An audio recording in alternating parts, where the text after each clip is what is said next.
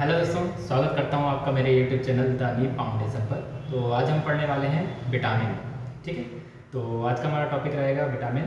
और इससे आगे बढ़ने से पहले मैं आपसे रिक्वेस्ट करूँगा कि यदि अभी तक आप चैनल पर नए हैं तो प्लीज़ चैनल को सब्सक्राइब कीजिए और वीडियो को लाइक कीजिए, शेयर कीजिए। चलिए स्टार्ट करते हैं आज हम विटामिन के बारे में। ठीक है, ये आपको कुछ समझ तो नहीं आएगा, लेकिन मैं आपको बताते जाता हूँ, आप बिल्कुल समझते जाइए या नोट्स बनाते जाइएगा। ठीक है, चलिए फर्स्ट सबसे पहले क्या होता है विटामिन। विटामिन जो शब्द है, विटामिन जो होता है, विटामिन शब्द सबसे पहले दिया गया था किसके द्वारा? पंक के द्वारा। ये लिखा हुआ है पंक के द्वारा। ठीक है, विटामिन शब्द जो दिया गया था वो पंक के द्वारा दिया गया था। कब दिया गया था? 1911 में। ओके, और लेकिन जिसने खोज की थी, खोज जिसके द्वारा हुई है वो लूनेन। ठीक है, लूनेन एक वैज्ञानिक थे, उनके द्वारा विटामिन की खोज की गई थी। ठीक है, अब आपसे यदि कहा जाएगा कि विटामिन की खोज है ना, जैसे ऑप्शन बहुत ज़्यादा आता है ना, वो ऑप्शन में आता है तो इन दोनों में कोई एक ही ऑप्शन देगा वैसे तो। ठीक है, तो शब्द जो दिया गया था विटामिन पंक द्वारा, यही बहुत फेमस है, यही क्वेश्चन बहुत ज़्यादा आता है, मैक्सिमम टाइम यही आता है क्वेश्चन। ठीक है, तो आप ये याद रखिएगा विटामिन। अब विटामिन जो होते हैं हमारे शरीर में ऊर्जा का निर्माण, देखिए ऊर्जा में इसका कोई यूज़ नहीं होता है। ठीक है, लेकिन क्या करते हैं, ऊर्जा इनसे नहीं मिलती है, लेकिन एंजाइम में सहायक होते हैं। एंजाइम जो होते हैं जिससे खाना वगैरह पचता है ना, तो एंजाइम के निर्माण में सहायक होते हैं विटामिन। ठीक है, इससे हमें कोई ऊर्जा नहीं मिलती है। ऊर्जा केवल किससे मिलती है? वसा जो होता है ना, कार्बोहाइड्रेट, वसा और कार्बोहाइड्रेट, फैट्स कार्बोहाइड्रेट से मिलता है हमें ऊर्जा। ठीक है, लेकिन ये केवल क्या होता है आपका एंजाइम में सहायक होते हैं। ठीक है, और क्या होता है? हार्मोन्स के निर्माण में सहायक होता है। ठीक है, विटामिन जो होता है हार्मोन्स के निर्माण में सहायक होता है। और विटामिन घुलनशील के आधार पर, घुलनशील के आधार पर ये दो प्रकार के होते हैं।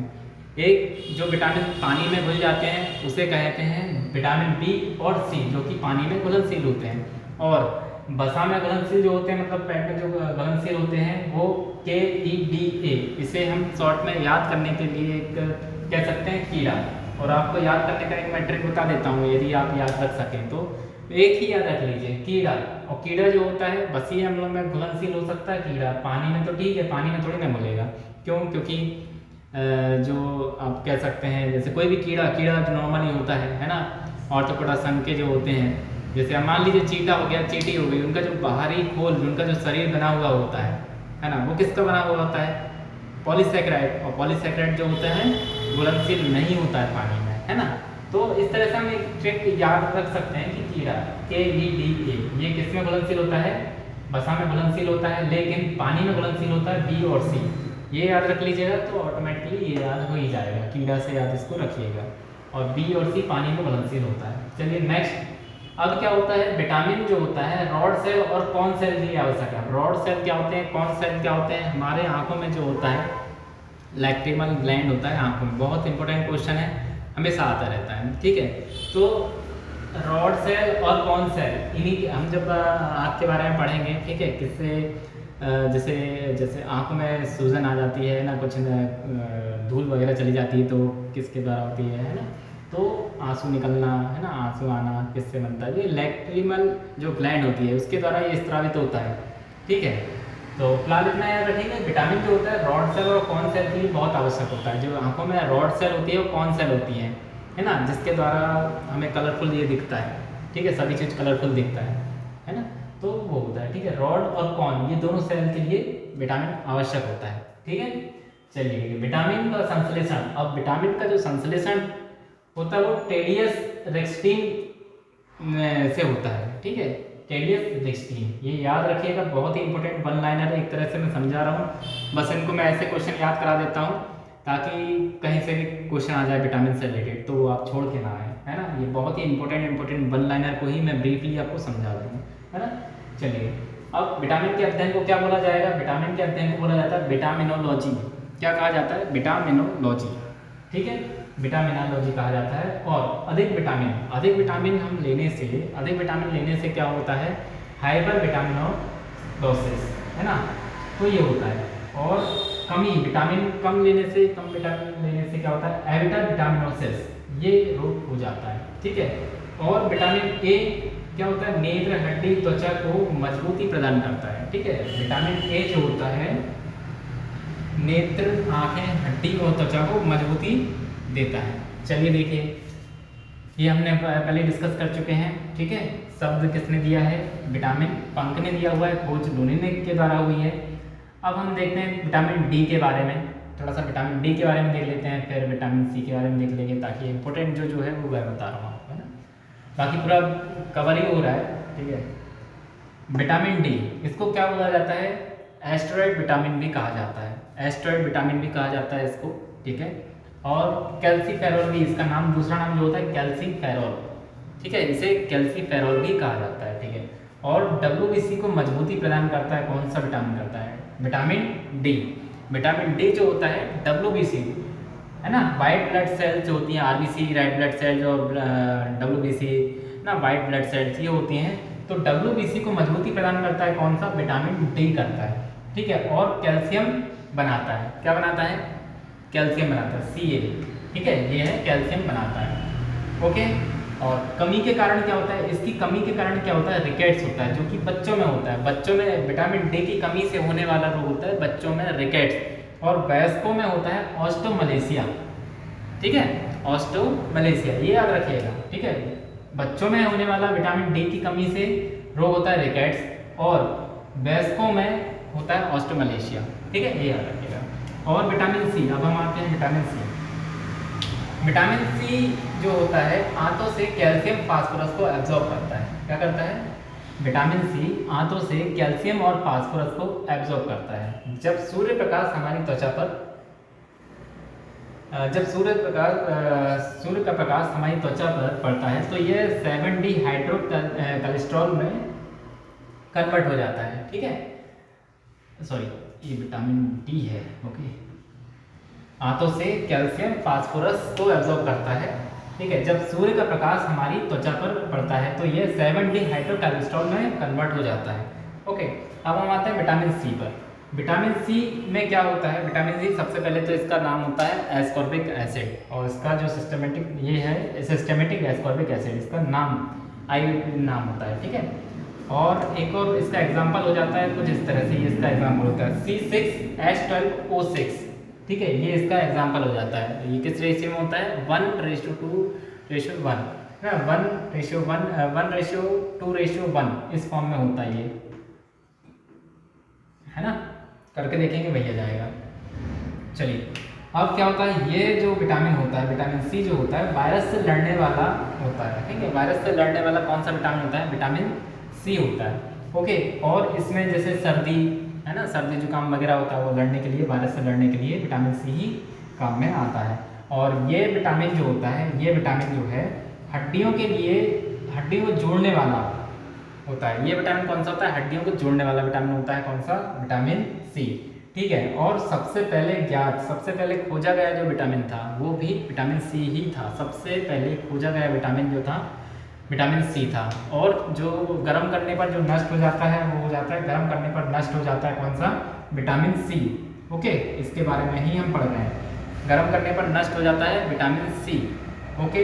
अब नेक्स्ट है, दूध और अंडा में विटामिन सी नहीं होता है। इसको याद रखने के लिए आप ऐसे याद रख सकते हैं कि जब ये ताप संवेदी होता है, ठीक है, ये जो होता है विटामिन सी ताप संवेदी होता है, मतलब अधिक गर्मी में रह नहीं पाएगा। दूध और अंडा दोनों गर्म होते हैं, उसमें विटामिन सी नहीं होता है, इसीलिए आप ऐसे याद रख सकते हैं उसको, ठीक है। और शराब पीने से सबसे पहले जो खत्म हो जाता है वो विटामिन सी हो जाता है ना। विटामिन सी जो होता है शराब पीने से, अधिक शराब पीने से ये खत्म हो जाता है। और अधिक यूज़ में क्या होता है, देखिए क्या होता है, विटामिन सी का जब हम बहुत ज़्यादा मात्रा में लेने लगते हैं तो पथरी जैसी बीमारी होने लगती है, ठीक है। जैसे विटामिन सी की बहुत ज़्यादा अधिक यूज़ करेंगे आप उसे तो विटामिन सी ये पथरी जैसी बीमारी होने लगती है। और इसका क्वथनांक अधिक होता है, ठीक है, इसका क्वथनांक अधिक होता है। और धातु जो विटामिन सी जो होता है धातुओं से क्रिया करने पर हाइड्रोजन देता है, क्या देता है? हाइड्रोजन। ये विटामिन सी जो है धातुओं से क्रिया करने पर हाइड्रोजन देता है। और खोज इसमें विटामिन सी की खोज किसके द्वारा हुई थी? विटामिन सी की खोज हुई थी हॉलकट के द्वारा, ठीक है। विटामिन सी की खोज जो हुई थी हॉलकट के द्वारा हुई थी। चलिए आप इसका स्क्रीनशॉट लें।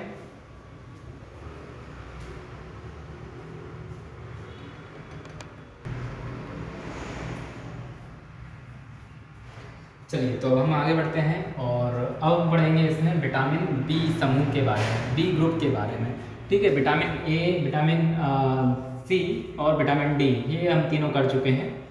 और अब हम करने वाले हैं विटामिन बी ग्रुप। जो बी ग्रुप होता है उसमें कई होते हैं, जैसे विटामिन बी1 होता है ना, विटामिन बी1, बी2, बी3, है ना, बी5, बी6, बी7 पूरे यहाँ लिखे हुए हैं, बी11, बी12, है ना। तो उसके बारे में मैं आपको बता देता हूँ। चलिए देखिए, अब विटामिन बी1 को क्या कहा जाता है? एन्यूरिन। ठीक है, इसे कहा जाता है एन्यूरिन विटामिन। ओके, इसे एन्यूरिन विटामिन भी कहा जाता है। और बेरी के इसके कमी के कारण बेरी रोग होता है, इसलिए इसे बेरी विटामिन भी कह दिया जाता है। ठीक है, और थायमिन भी कहा जाता है, विटामिन बी1 को थायमिन भी कहा जाता है।